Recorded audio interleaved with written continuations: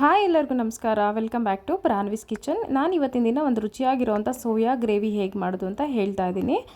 ಇದು ನಿಮಗೆ ರೊಟ್ಟಿ, ಚಪಾತಿ, ದೋಸೆ, ಪೂರಿಗೆಲ್ಲನೂ ಸೂಟ್ ಆಗುತ್ತೆ. ಈ ಥರದೊಂದು ಗ್ರೇವಿ ಮಾಡ್ಕೊಂಡು ತಿಂದರೆ ಮಟನ್ನು, ಚಿಕನ್ ಎಲ್ಲ ಏನು ಬೇಡ ಇದ್ರ ಮುಂದೆ, ಅಷ್ಟು ಚೆನ್ನಾಗಿರುತ್ತೆ, ಅಷ್ಟು ಟೇಸ್ಟಿಯಾಗಿರುತ್ತೆ.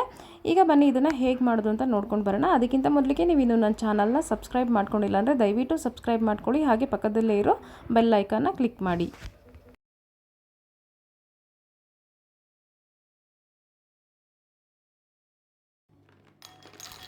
ಒಂದು ಬೌಲ್ಗೆ 100 ಗ್ರಾಮ್ ಆಗುವಷ್ಟು ಸೋಯಾ ಚಂಕ್ಸ್ ತೊಗೊಂಡಿದ್ದೀನಿ.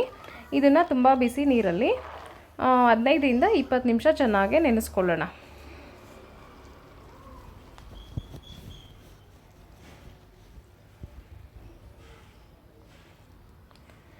ಒಂದು ಸ್ಪೂನ್ ತೊಗೊಂಡು ಇದನ್ನೆಲ್ಲ ಚೆನ್ನಾಗಿ ಈ ಥರ ಮಿಕ್ಸ್ ಮಾಡಿಕೊಂಡು ಒಂದು 15 ನಿಮಿಷ ನೆನೆಯೋದಕ್ಕೆ ಬಿಡಿ. ಒಂದು 20ರಿಂದ 25 ನಿಮಿಷ ಬೇಕಾದರೂ ನೆನೆಯೋಕ್ಕೆ ಬಿಡ್ಬೋದು. ಈಗ ಒಂದು ಮಸಾಲೆ ರೆಡಿ ಮಾಡ್ಕೊಳ್ಳೋಣ. ಇದಕ್ಕೆ ನಾನು ಒಂದು ಮೀಡಿಯಮ್ ಸೈಜ್ ಟೊಮ್ಯಾಟೋನ ಕಟ್ ಮಾಡಿ ಹಾಕ್ಕೊಳ್ತಾ ಇದ್ದೀನಿ.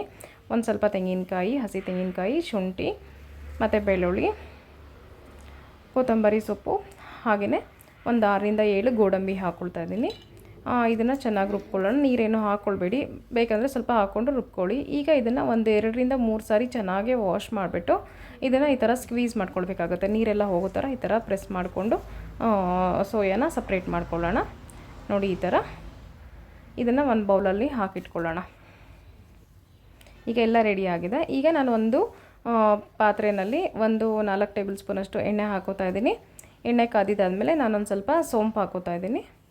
1 ಟೀ ಸ್ಪೂನಷ್ಟು ಒಂದು ಬೇ ಲೀಫು ಮತ್ತು ಒಂದು ಮೀಡಿಯಮ್ ಸೈಜ್ ಆನಿಯನ್ನು ಸಣ್ಣಕ್ಕೆ ಕಟ್ ಮಾಡಿ ಹಾಕ್ಕೊಳ್ತಾ ಇದ್ದೀನಿ. ಇದನ್ನು ಅಷ್ಟೇ ಒಂದು 2ರಿಂದ 3 ನಿಮಿಷ ಫ್ರೈ ಮಾಡ್ಕೊಳ್ಳೋಣ. ಇದ್ರದ್ದು ಹಸಿ ಸ್ಮೆಲ್ಲೆಲ್ಲ ಹೋಗಿಬಿಟ್ಟು ಸ್ವಲ್ಪ ಮೀಡಿಯಮ್ ಬ್ರೌನ್ ಬರೋವರೆಗೂ ಚೆನ್ನಾಗೆ ಫ್ರೈ ಮಾಡ್ಕೊಳ್ಳೋಣ. ಈಗ ಇದಕ್ಕೆ ರುಬ್ಕೊಂಡಿರೋಂಥ ಮಸಾಲೆನ ನಾನು ಆ್ಯಡ್ ಮಾಡ್ಕೋತಾ ಇದ್ದೀನಿ. ಈಗ ಅದೇ ಮಿಕ್ಸಿ ಜಾರ್ಗೆ ಸ್ವಲ್ಪ ನೀರು ಹಾಕ್ಕೊಳ್ಳಿ. ಇದನ್ನು ಅಷ್ಟೇ ಚೆನ್ನಾಗೆ ಮಿಕ್ಸ್ ಮಾಡ್ಕೊಳ್ಳೋಣ.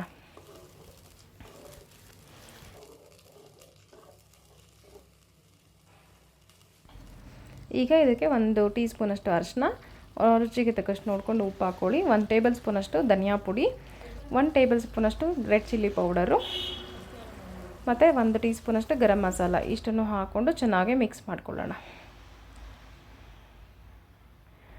ಇದನ್ನು ಅಷ್ಟೇ ಈ ಮಸಾಲೆ ಪೌಡರ್ಗಳನ್ನೆಲ್ಲ ಚೆನ್ನಾಗಿ ಮಿಕ್ಸ್ ಮಾಡ್ಕೊಂಡಿದ್ದಾದಮೇಲೆ ಒಂದು ಲಿಡ್ಡನ್ನು ಕ್ಲೋಸ್ ಮಾಡಿಬಿಟ್ಟು ಒಂದು 2ರಿಂದ 3 ನಿಮಿಷ ಚೆನ್ನಾಗಿ ಮಸಾಲೆ ಎಲ್ಲ ಕುದಿಯೋದಕ್ಕೆ ಬಿಡಬೇಕು. ಈಗ 2 ನಿಮಿಷ ಆಗಿದೆ. ನೋಡಿ ಈ ಥರ ಚೆನ್ನಾಗಿ ಮಸಾಲೆ ಎಲ್ಲ ಬೆಂದಿದೆ. ಈ ಥರ ಬೆಂದಿದ್ದಾದಮೇಲೆ ಇದನ್ನು ಸ್ವಲ್ಪ ತಳ ಅಂಟದೇ ಇರೋ ಥರ ಚೆನ್ನಾಗಿ ಮಿಕ್ಸ್ ಮಾಡ್ಕೊಳ್ಳೋಣ. ಮಿಕ್ಸ್ ಮಾಡ್ಕೊಂಡಿದ್ದಾದಮೇಲೆ ನಾವು ನೆನೆಸಿಟ್ಕೊಂಡಿರ್ತಿದ್ವಲ್ಲ ಆ ಸೋಯಾನ ಇದಕ್ಕೆ ಆ್ಯಡ್ ಮಾಡ್ಕೊಳ್ಳೋಣ. ಈ ಥರ ಆ್ಯಡ್ ಮಾಡ್ಕೊಂಡಿದ್ದಾದಮೇಲೆ ಇದು ಮಸಾಲೆ ಜೊತೆಗೆ ಚೆನ್ನಾಗಿ ಮಿಕ್ಸ್ ಕೊಟ್ಬಿಟ್ಟು ತಿರುಗಿಸ್ಕೊಳ್ಳೋಣ. ಇದು ಚಪಾತಿಗಂತೂ ತುಂಬ ಚೆನ್ನಾಗಿರುತ್ತೆ ಟೇಸ್ಟು. ಇದನ್ನು ಟ್ರೈ ಮಾಡಿ ಒಂದು ಸಾರಿ, ಈ ಥರದೊಂದು ಮೆಥಡಲ್ಲಿ ಟ್ರೈ ಮಾಡಿ. ಟೇಸ್ಟ್ ಅಂತೂ ಸಖತ್ತಾಗಿರುತ್ತೆ. ಇವಾಗ ಇದನ್ನು ಚೆನ್ನಾಗಿ ಮಿಕ್ಸ್ ಮಾಡ್ಕೊಂಡಿದ್ದಾದಮೇಲೆ ಸ್ವಲ್ಪ ಒಂದು ಅರ್ಧ ಗ್ಲಾಸಷ್ಟು ನೀರು ಹಾಕ್ಕೊಳ್ಳೋಣ.